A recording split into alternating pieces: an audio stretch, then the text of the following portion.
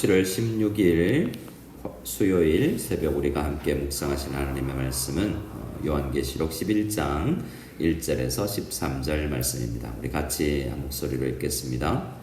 또 내게 지팡이 같은 갈대를 주며 말하기를 일어나서 하나님의 성전과 제단과 그 안에서 경배하는 자들을 청량하되 성전 바깥 마당은 청량하지 말고 그냥 두라. 이것은 이방인에게 주었은즉 그들이 거룩한 성을 42달 동안 짓밟으리라. 내가 나의 두 증인에게 권세를 주리니 그들이 굵은 베옷을 입고 1260일을 예언하리라. 그들이 이 땅의 주 앞에 서 있는 두 감람나무와 두 촛대니 만일 누구든지 그들을 해하고자 하면 그들의 입에서 불이 나와서 그들의 원수를 삼켜 버릴 것이요 누구든지 그들을 해하고자 하면 반드시 그와 같이 죽임을 당하리라. 그들이 권능을 가지고 하늘을 닫아 그 예언을 하는 날 동안 비가 오지 못하게 하고 또 권능을 가지고 물을 피로 변하게 하고 아무 때든지 원하는 대로 여러 가지 재앙으로 땅을 치리로다. 그들이 그 정언을 마칠 때에 무적행으로부터 올라오는 짐승이 그들과 더불어 전쟁을 일으켜 그들을 이기고 그들을 죽일 터인즉 그들의 시체가 큰 성 길에 있으리니 그 성은 영적으로 하면 소돔이라고도 하고 애굽이라고도 하니 곧 그들의 주께서 십자가에 못 박히신 곳이라.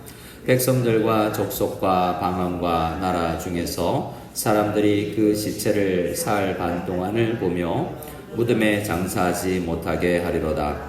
이 두 선지자가 땅에 사는 자들을 괴롭게 한 고로 땅에 사는 자들이 그들의 죽음을 즐거워하고 기뻐하여 서로 예물을 보내리라 하더라. 3일 반 후에 하느님께로부터 생기가 그들 속에 들어가매 그들이 발로 일어서니 구경하는 자들이 크게 두려워하더라. 하늘로부터 큰 음성이 있어 이리로 올라오라 함을 그들이 듣고 구름을 타고 하늘로 올라가니 그들의 원수들도 구경하더라. 그때 큰 지진이 나서 성 10분의 1이 무너지고 지진에 죽은 사람이 7천이라.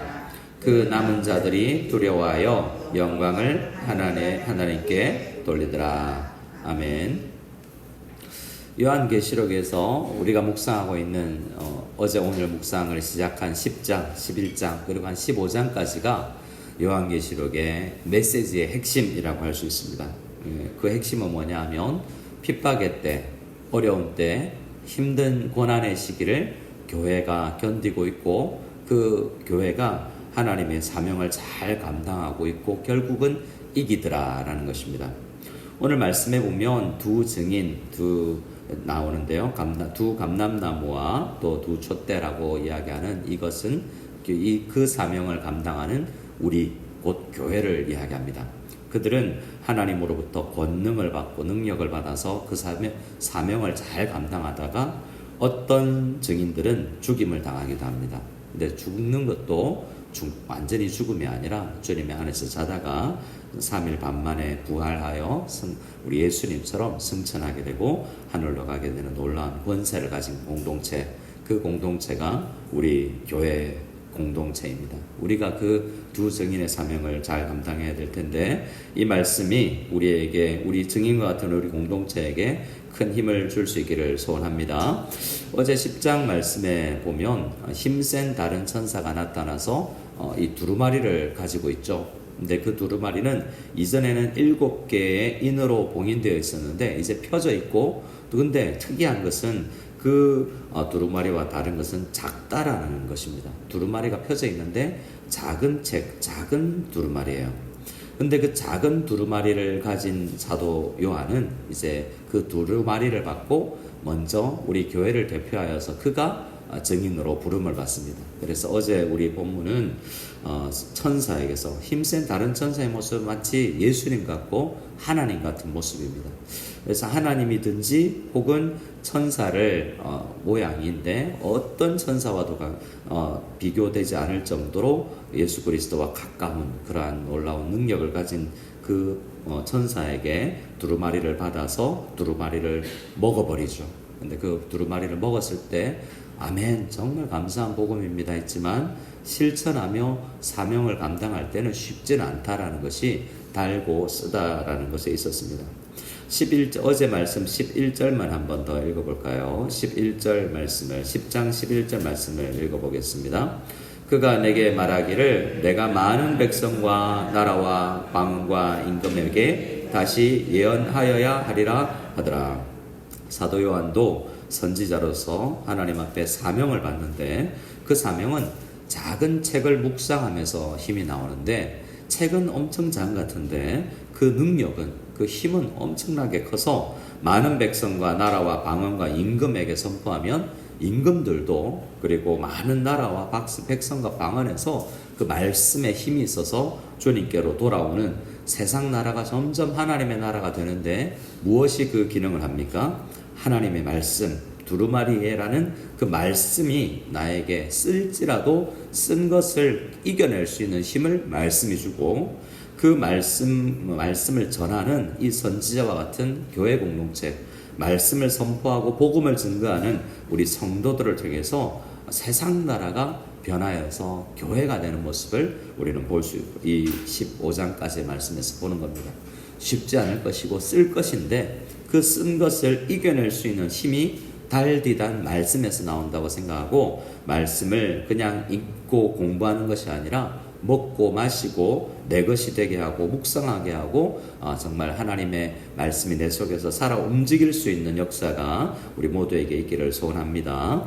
이제 요한계시록 11장에 가면 그런데 요한에게 하나님께서 지팡이 같은 갈대, 잣대 같은 것을 주면서 성전을 측량하라고 합니다. 근데 성전을 이렇게 이야기합니다. 1절에 보면 또 내게 지팡이 같은 갈대를 주며 말하기를 일어나서 하나님의 성전과 또 무엇입니까? 제단과 또요 그 안에 경배하는 자들을 측량하라라고 이야기합니다. 하나하나가 뭘까라고 생각하는데 또 2절에는 측량하지 말라는 것이 있습니다. 뭘 측량하지 말라고 이야기합니까? 성전 바깥 마당은 측량하지 말라고 하면서 그것을 그냥 측량하지 말고 두라 하면서 그것은 이방인에게 주었는데 그들이 거룩한 성을 42달 동안 짓밟으리라 라고 이야기하고 있습니다. 하나님의 성전도 알겠고 제단도 알겠고 구약 이미지죠. 그 안에서 예배하는 자들이 있죠. 그리고 성전 바깥 마당은 성전입니까? 아닙니까? 세상입니까? 근데 이걸 2절에 보면 성전 바깥 마당은 측량하지 말라고 그랬는데 짓밟히는 영역이라고 그러죠. 근데 그것을 다시 이야기하면서 그들이 거룩한 성을 42달 동안 짓밟으리라 라고 이야기하죠. 그러니까 이 앞에 있는 모든 것은 교회를 상징합니다. 성도를 상징하죠. 하나님의 성전, 제단 그 안에서 경배하는 자들 그리고 성전 바깥 마당까지 다 측량을 하든 측량을 하지 않든 거룩한 성 일부는 42달 동안 짓밟음을 당하는 영역이 있는 성도의 고통과 쓴 모습을 상징한다라고 할 수 있습니다. 근데 왜 측량하라고 이야기하냐면 지금 요한계시록이 기록된 당시에는 성전이 없습니다. 지금은 한 80년, 90년이 넘었는데 70년도에 성전이 이미 무너졌거든요. 측량하란 말은 성령이 여전히 있다라는 겁니다. 또 성전을 측량하라는 이야기가 구약 성경에 나오는데요. 그때도 바벨론 포로로 끌려가서 성전이 다 바벨론에 의해서 무너졌을 때 측량하라고 합니다. 이게 무슨 말이냐면 교회는 건물이 아니라는 겁니다. 교회는 무너져도 건물은 무너져도 성도들이 건재하기 때문에 우리 성전은 하나님께서 여전히 사용하시는 공동체입니다. 성전 바깥 마당에 해당되는 영역이 또 성도들도 고통당하고 핍박을 당하겠지만 하나님께서 고통은 당하는 중에 있지만 여전히 성전에 있다라는 것입니다. 또 핍박을 받는 짓밟힘을 당하는데요. 몇 달 동안 짓밟힘을 당합니까? 42달입니다. 42달 하면 나중에 이 3절에 나오는 날수와 같은데요. 3절을 같이 한번 읽어보겠습니다. 내가 나의 두 증인에게 권세를 주리니 그들이 굵은 베옷을 입고 1260일을 예언하리라. 자, 1260일은 1년은 365일인데 1260일은 그러면 얼마 동안 될까요? 42달입니다. 자, 그것은 또 3년 반이기도 합니다. 자, 한때, 두때, 반때. 한때가 1년, 두때가 2년, 그러니까 합하면 3년, 또 반때하면 3년 반이죠. 이건 다 같은 날수로 이야기하는데 일정한 짓밟히는 기간이 한계가 있다는 겁니다. 여러분 3년 반, 1260일, 42달이면 긴 시간입니까? 짧은 시간입니까? 자, 어떤 사람에게는 긴 시간일 것이요, 어떤 사람에게는 금방 지나간 시간도 될 수 있습니다. 자, 교회를 핍박하고 교회 공동체를 사탄이 방해하지만 기한을 두고 하나님께서 짓밟히도록 허락하신 겁니다. 요업에게도 고난을 주지만 다 고난을 죽이지 못하죠. 하나님께서 우리 성도들이 사명 감당하기 전에는 짓밟힐지라도 멸망하지 않고 죽지 않는 것입니다. 만약에 성도가 죽었다 그러면 뭐죠? 사명을 다 했구나 라고 생각하면 되는 거죠. 1261일 3절 마지막에 보면 굵은 베옷을 입고 권세를 받고 굵은 베옷을 증인들이, 어떤 사람이 아니라 증인입니다. 우리는 그래서 교회 공동체는 증인의 공동체요, 말씀 선포의 공동체요, 예언 공동체입니다. 1261을 짓밟히지만 예언해야 됩니다. 4절에 보면 그 두 증인이 누군지 나와 있는데요. 4절도 같이 읽어보겠습니다. 그들은 이 땅의 주 앞에 서 있는 두 감람나무와 두 촛대니. 보십시오. 두 감람나무 두 촛대는, 특히 감람나무는 이단들이 제일 잘 사용하는 거예요. 내가 감람나무다 이러면서 예수님처럼 이단들이, 이만희, 신천지나 많은 이단들이 감람나무라는 말을 많이 씁니다. 하지만 두 감람나무와 두 촛대는 증인의 사명을 감당하는 교회 공동체 전체를 이야기하는 것입니다. 우리가 두 감람나무와 두 촛대인 줄 믿으시기 바랍니다. 근데 두 증인인데 또 두 감람나무와 두 촛대인데요. 이 두 영역을 생각할 필요가 있습니다. 감람나무와 촛대의 상관관계가 뭐겠습니까? 촛대는 뭘 하는 것이죠? 뭐 할 때 쓰는 거죠? 빛을 발할 때 쓰는 겁니다. 감람나무는요, 뭐 할 때 쓰게 할까요? 기름을 짤 때 쓰죠. 그래서 두 감람나무는 빛나게 하는 어떤 자원을 공급하는 성령님의 충만한 사람에 해당되기도 하고, 두 촛대는 빛을 비추는 역할을 하기 때문에 결국 증인입니다. 성령의 공급하심과 말씀 두루마리가 없이는 힘이 나지 않고 빛을 비출 수 없고 소금이 될 수 없죠. 근데 우리가 다 두 감람나무와 두 촛대인데 이 새벽에 기도하러 나오신 여러분은 감람나무에 해당된다고 할 수 있습니다. 왜요? 기도로서 성도들에게, 우리 교회 만일 한일학 교회 공동체가 증언의 공동체, 예언의 공동체, 말씀 선포의 공동체가 될 수 있도록 힘을 공급하는 기도를 감당하는 분들이기 때문에 우리 감람나무 역할을 한다고 볼 수 있습니다. 또 나가서는요, 또 빛을 발하겠죠. 그렇게 예언하고 복음을 전해야 됩니다. 그런데 5절에 보면 만일 누구든지 그 두 증인, 교회를 해하고자 하면 어떻게 됩니까? 교회의 입에서 불이 나와서 그들의 원수를 삼켜버릴 것이요, 때로는 짓밟히지만 교회 공동체, 마치 모세와 엘리야가 그랬던 것처럼 연약해 보이는 모세와 엘리야는 구약 성경에서 남루하고 보잘것없는 작은 존재처럼 보입니다. 그렇죠? 모세도 할아버지처럼 보이고 엘리야는 이상한 옷을 입고 모양은 너무나 연약해요. 하지만 권능을 가지고 있죠. 그래서 많은 수만 명의 사람들을 인도하고 또 엘리야는 기적을 나타내는, 3년 반 동안 비가 오지 않도록 기도했는데 그 기도 3년 반이죠. 3년 반은 그래서 사역하는 기간이기도 하고 그 3년 반은 또한 고통을 받고 짓밟히는 기간이기도 합니다. 그러니 종합하면 뭡니까? 교회는 짓밟혀도 사역한다라는 것이죠. 이렇게 6절에 그들이 권능을 가지고 하늘을 닫아 그 예언하는 날 동안 비가 오지 못하게 하고, 이 권능은 우리 성도들에게 있는 권능이 아니라 사실 기도하는 성도들에게 주는 하나님의 힘입니다. 열면 닫을 자가 없고 닫으면 열 자가 없는 그 예수 그리스도의 놀라운 권능을 우리가 받아서 사명을 감당하는 것이죠. 그 사명은 성령 충만, 말씀 묵상을 통해서 우리에게 주는 줄 알고, 그러한 은혜가 우리 증언의 공동체인 만일 한일학교의 성도들에게 있어서 힘있게 어려운 시기를 잘 살아갈 수 있고 승리할 수 있는 우리가 될 수 있기를 소원합니다. 그런데 7절에 그들이 그 증언을 마칠 때에, 사명 다 했을 때죠. 사명을 다 했을 때 무적행으로부터 올라오는 짐승이 그들과 더불어 전쟁을 일으켜 그들을 이기고 그들을 죽입니다. 자, 졌습니까? 이겼습니까? 진 것 같죠. 근데 사명 다 했기 때문에 진 게 아닙니다.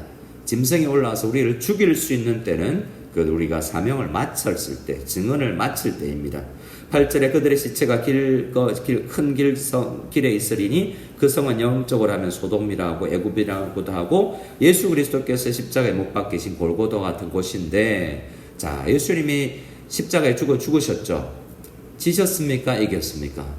이기셨잖아요. 죽음으로 이기셨죠. 성도도 마찬가지입니다. 고난을 당하나 그 고난 당하는 때 왼뺨을 돌려치는 자들의 오른뺨을 돌려대는 이 증언 공동체, 교회 공동체는 아무런 능력이 없어 보이지만 말씀 공동체요, 성령 충만한 공동체여서 우리를 누구도 어떤 짐승도 사탄도 교회 공동체를 무너뜨릴 수 없습니다. 죽은 것 같고 그래서 길거리 사람들이 조롱하지만 9절에 백성들과 족속과 방언과 나라 중에서 우리 교회 공동체의 저 복음 전도의 대상이 되는 사람들이 사흘 반 동안 보면서 무덤에 장사하지 못하게 하는데, 이 10절 이 두 선지자가 땅에 있는 자들을 괴롭게 한 거로 이렇게 괴롭히면 복음을 전하겠다는 것입니다. 그래서 그들은 괴로웠겠지만 교회 안 나오고 싶은 사람들에게 교회 오십시오, 복음입니다, 좋습니다 라고 이야기하면 그들이 괴롭겠죠. 하지만 그들이 참 잘 몰라서 그래요. 그래서 증언하는 선지자가 죽으니까 그들의 죽음을 즐거워하는 모습이 보이지만 끝은 아닙니다. 11절이 우리의 마지막입니다. 우리 11절을 같이 읽겠습니다. 3일 반 후에 하나님께로부터 생기가 그들 속에 들어가매 그들이 발로 일어서서 구경하는 자들이 크게 두려워하더라. 우리 교회는 진 것 같지만 지지 않고 결국에는 구경하던 사람들이 교회 별거 아니네, 복음 있다 하지만 별 복음 아닌 것 같은데, 그건 못 살다가 가난하다가 그냥 죽었는데 라고 할 것 같지만 그렇지 않습니다. 구경하는 자들이 언젠가 크게 두려워하고, 야, 교회는 그런 공동체구나, 하나님 믿어야 되겠구나 라는 생각을 점점 하게, 세상 나라가 하나님 나라가 되는 과정 속에 성도의 헌신과 어떤 경우에는 죽음까지도 있는 모습을 보게 되는 것입니다. 결국 성도는 12절에 하늘로부터 큰 음성이 있어 이르되 이리로 올라오라 함을 그들이 듣고 구름을 타고 하늘로 올라가는 놀라운 은혜가 우리에게 있습니다. 우리 성도님들, 하나님께서 큰 음성을 우리에게 들려주셔서 올라와 하면 어떻게 해야 됩니까? 오늘이 가야죠. 근데 그 음성은 천천히 들으시기 바랍니다. 오래오래 우리 함께 우리 마닐라 한연합교회를 위해서 함께 증언 공동체의 사명을 잘 감당하며 살아갈 수 있는 우리 하나님의 공동체 마닐라 한연합교회 다 될 수 있기를 소원합니다. 어렵고 힘겨울지라도 말씀 묵상하고 성령 충만하여서 빛을 발할 수 있도록 다른 성도님들에게 기름을 공급하며 힘있게 살아갈 수 있는, 사역할 수 있는 우리 교회 될 수 있기를 소원합니다.